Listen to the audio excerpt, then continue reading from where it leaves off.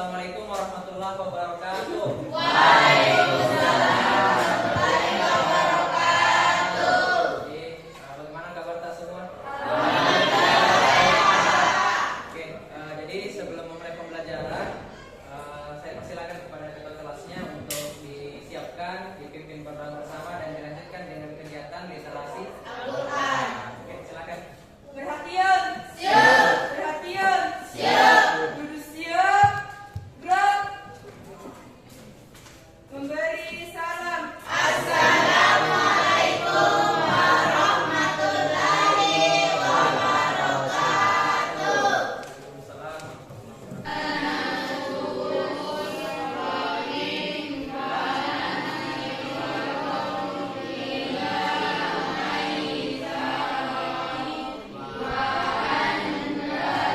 Apa yang kita baca hari ini bisa menjadi pahala, jadi pahala bisa jadi berkah, bisa menenangkan hati kita sepanjang hari ya. Haji Darmawan S. Rifa, Alunawati Hafifah, Amanda, Anugrah, Bapak, ada Ranti. Jadi masih banyak temannya yang belum hadir. Jadi ada juga beberapa orang yang sakit. Kita doakan temannya yang sakit semoga bisa segera sembuh dan bisa gabung sama kita semua belajar. Amin. Hari ini kita akan belajar khusus sistem endokrin. Oke ya, kita belajar sistem endokrin. Sebelumnya sudah pernah dengar kata endokrin? Masih asing ya? Kalau hormon? Pernah ya, ada juga yang sering. Nah, jadi sistem endokrin itu simpelnya adalah sistem hormon. Sama saja ya. Kalau ada yang bilang sistem endokrin, ada yang bilang sistem hormon, sama saja. Nah, tapi kalian tahu tidak sistem endokrin itu yang seperti apa? Contohnya dalam kehidupan tak? Air. Yeah? Jaringan di otak. Jaringan di otak. Ada lagi pendapat? Air. Air, cairan apa lagi? Kalau kalian dengar kata hormon, apa yang kalian langsung bayangkan? Nah, jadi sistem endokrin itu ya, nah, dia adalah simpelnya dia adalah zat kimia ya, yang bisa memberikan pengaruh pada tubuh kita. Nah, tadi Aspar bilang di otak ya. Nah, jadi hormon itu juga bisa mempengaruhi otak kita. Nah, untuk lebih jelasnya bagaimana hormon itu bekerja dalam tubuh kita ya, dalam kehidupan sehari-hari, Bapak akan tampilkan beberapa gambar ya supaya lebih bisa memahami apa itu sistem endokrin. Ada yang tahu gambar apa? Jeng. Sini ada yang pernah dikejar anjing? Ada yang pernah? Pernah dikejar anjing? Iya, Pak. Kenapa bisa? Waktu malam-malam, Pak. Bisa kita limpah ya? Benar, Pak. Cuma lewat saja. Iya, Pak. Nah, sekarang saya tanya Aspar. Aspar, waktu tadi dikejar anjing, bagaimana perasaan tak? Mama lagi digogok, Pak. Aku digigit, Pak. Panik, takut. Kalau jantungnya dumba-dumba tidak? Dumba-dumba ya, Pak. Dumba-dumba. Sekarang Bapak tanya, kenapa Aspar bisa takut? Mama lagi. Itu Itu susun. iya, artinya ada suara gonggongan ya, pasti anjing menggonggong tuh. Nah, pasti mengejar. Ada rangsangan betul. Kemudian, tapi kenapa kita bisa merasa takut? Dan di dalam tubuh kita itu bisa diproduksi yang namanya hormon takut. Nah, ada yang tahu hormon apa itu yang bikin takut? Namanya hormon adrenalin. Pernah dengar kata adrenalin? Iya, Pak. Apa Menguji saja nyali. yang bisa bikin takut lagi? Melihat ke jurang. Melihat apa? Melihat jurang. Betul, ketinggian. Melihat ketinggian. Nonton film horor pasti takut gitu? Iya, Pak. Kalau takut itu, maka secara otomatis hormon adrenalin itu akan diproduksi. Itu salah satu contoh hormon ya. Oke. Jadi kita sudah tahu bahwa hormon itu adalah hal-hal yang tidak jauh dari kehidupan kita sehari-hari ya. Mulai dari bangun tidur sampai tidur kembali, selalu ada hormon yang bekerja di dalam tubuh kita ya. Nah, untuk lebih jelasnya supaya kita belajar lebih terarah, nah, Bapak sudah rumuskan 3 tujuan pembelajaran. Bisa Ardi cek? Nah, Ardi bisa dibacakan apa tujuan pembelajarannya? Tujuan pembelajaran: 1. Menjelaskan pengertian dan fungsi sistem endokrin secara tepat. 2. Menganalisis mekanisme kerja. Nah, jadi sistem endokrin itu perhatikan. Nah, kata kuncinya adalah sekumpulan kelenjar dan organ yang memproduksi hormon, ya. Hormon. Nah, sekali. Apa itu hormon? Kimia ya. Memiliki efek tertentu pada aktivitas organ-organ lain dalam tubuh ya. Memberikan efek atau pengaruh.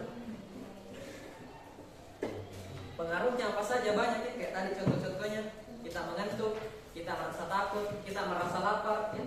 Nah, bisa jatuh cinta betul ya. Nah, bisa tumbuh menjadi lebih besar ya, atau terhambat pertumbuhannya. Semua itu adalah efek atau pengaruh dari hormon. Kalau kita tanya apa itu fungsinya sistem endokrin, banyak sekali fungsinya ya. Kenapa bisa banyak? Karena di dalam tubuh tak banyak sistem endokrin, banyak kelenjar.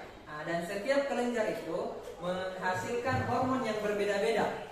Hormon yang berbeda-beda menghasilkan fungsi yang berbeda-beda juga. Kalian pernah lihat? Pernah tidak lihat orang melahirkan? Pernah, Pak. Di mana pernah lihat? Di HP. Di HP. Yang pernah lihat ya orang melahirkan. Menurut kalian melahirkan itu sakit atau tidak sakit?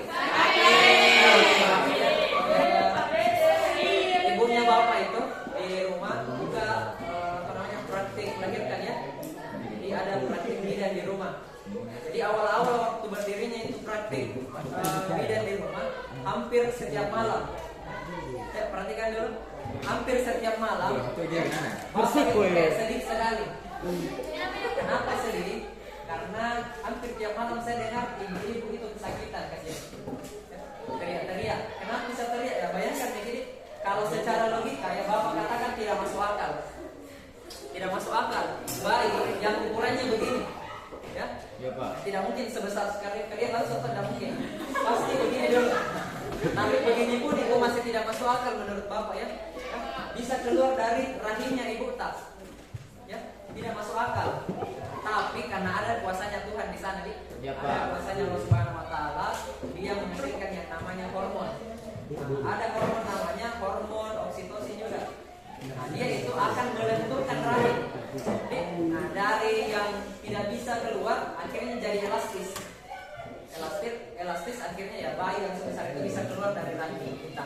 Nah, sekarang kita sudah tahu ya bahwa sistem endokrin itu sekumpulan kelenjar atau organ yang menghasilkan hormon ya. Sekarang kita akan belajar lagi. Di mana saja itu kelenjar di dalam tubuh kita? Di bagian otak kita, tepat di bagian bawahnya sini. Nah, ada kecil ya. Ada yang disebut sebagai kelenjar hipofisis. Nah, perhatikan situ.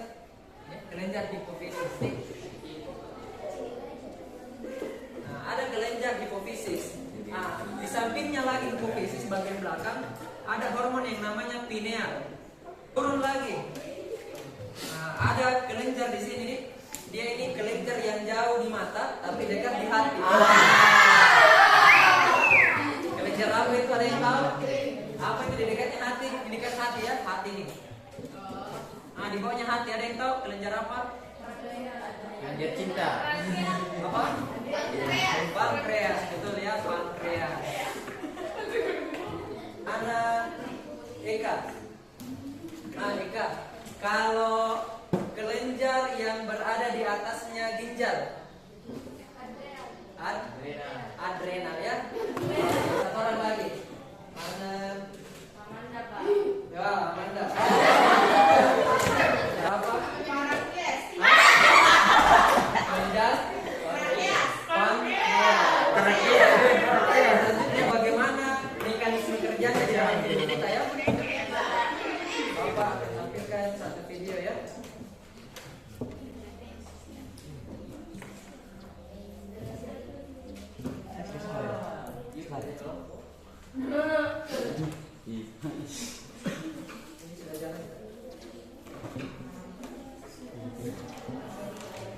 Tadi Bapak sudah menjelaskan mengenai kelenjar apa saja. Baru hipofisis dik. Nah, artinya masih ada berapa? 7. Hipofisis sudah ya, masih ada 7. Nah, kalau kita mau bahas satu persatu ya kelenjar-kelenjar yang ada dalam tubuh kita ini tidak akan cukup waktu ya, belum selesai sudah habis waktu tak. Oleh karena itu supaya lebih efisien kita akan kerja kelompok. Jadi untuk pembagian kelompoknya pada pertemuan sebelumnya Bapak sudah bagi kelompok toh? Ada 6 kelompok. Nah, masih ingat Ji teman-teman kelompok tak? Iya, Pak. Ayo silakan kelompok 1, 2, 3, 4, 5, 6. Nah sekarang sudah dibagi kelompoknya toh. Selanjutnya untuk penentuan ya kelompok mana yang akan membahas kelenjar yang mana. Nah, Bapak akan sediakan yang namanya cabut-cabut. Jadi karena itu untuk perwakilan kelompoknya mengambil cabut-cabut silakan baris di depan. Ya, baris dari kelompok 1 sampai 6. Oke. Nah, jadi ini ada cabut-cabut ya. Kalau misalkan di dalamnya ini dapat angka, nah itu sesuai dengan kelenjar yang akan dicari tahu. Oke, mulai dari kelompok 1. Ayo buka, kasih lihat ke temannya dapat kelenjar apa? 4. Apa itu kelompok 4? Ya. Selanjutnya kelompok 2. Oke, dapat nomor 3. Apa yang dibahas nomor 3? Paratiroid dan pineal. Oke, silakan. Mana kelompok 1? Kelompok 1 dapat kelenjar apa? Renal. 1. Kelompok 2?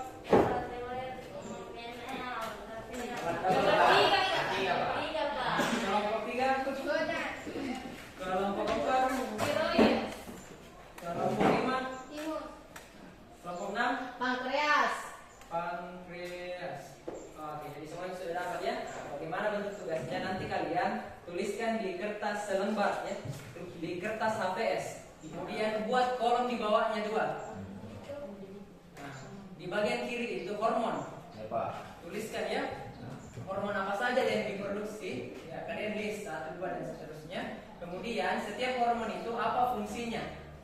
Nah, misalkan nomor 1 fungsinya ini, nomor 2 ini ya. Ya Pak. Oke, sampai sini jelas? Jelas ya?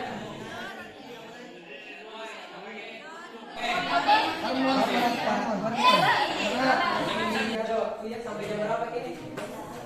Jam 9 ya? 9 pas. Masih ada waktu sekitar 20 menit ya? Opa. Terus kita akan kuis ya? Iya, oke, ini soal terakhir ya. Kelenjar pineal dapat memproduksi hormon yang membuat kita menjadi mengantuk. Nah, hormon yang dimaksud adalah Merah.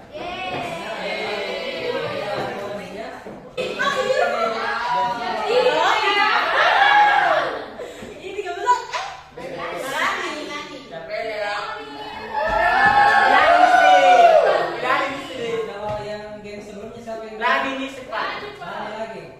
Nah, Lani 1 kali lagi jadi hat-trick. Belum kita tetap pembelajaran ya. Bapak mau refleksi dulu. Refleksi dulu ya. Kalian lihat apa ini? Botol ya. Nah, kalau misalkan Bapak kasih masuk air minum di dalamnya, kemudian Bapak jual, berapa harganya? 3.000. 3.000. Ada juga yang tidak ada harganya. Gratis. Berapa? Gratis. Sekarang Bapak tanya, kalau Bapak kasih masuk di dalamnya air susu, kira-kira kalau Bapak jual berapa harganya? 5.000 atau 10.000. Berapa, ada 10.000 juga? Iya Pak. Nah, kalau Bapak kasih masuk di dalamnya madu murni misalnya, kira-kira berapa harganya? 12 Pak. 12 ya. Kalau Bapak pengalaman makan sampai 50.000 ada di? Iya Pak. Sekarang Bapak tanya, apa yang menyebabkan ya jualannya Bapak itu bisa mahal? Karena Kualitasnya Pak. Botol atau isinya? isinya. Isinya ya, kita sudah tahu ya, botol itu ya, tidak terlalu mempengaruhi. Yang mempengaruhi adalah Isinya. Sekarang coba bayangkan bahwa botol ini adalah diri kita semua. Nah, kira-kira ya apa yang bisa membuat diri kita ini menjadi berharga? Isinya. Apa itu isinya yang dimaksud?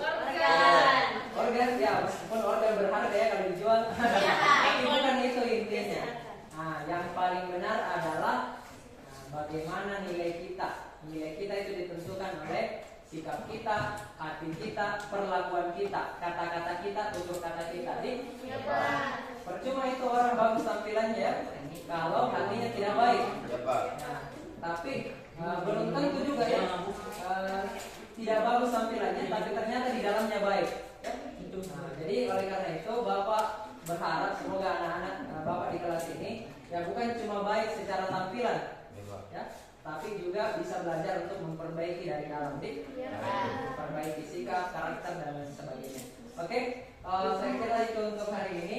Untuk tugasnya kita kumpulkan di hari Selasa itu kita akan presentasi kelompok lagi. Modelnya bagaimana? Kita akan pakai model tamu bertamu. Untuk lebih jelasnya nanti di pertemuan selanjutnya. Oke, untuk hari ini itu saja. Terima kasih atas partisipasinya. Sehat-sehat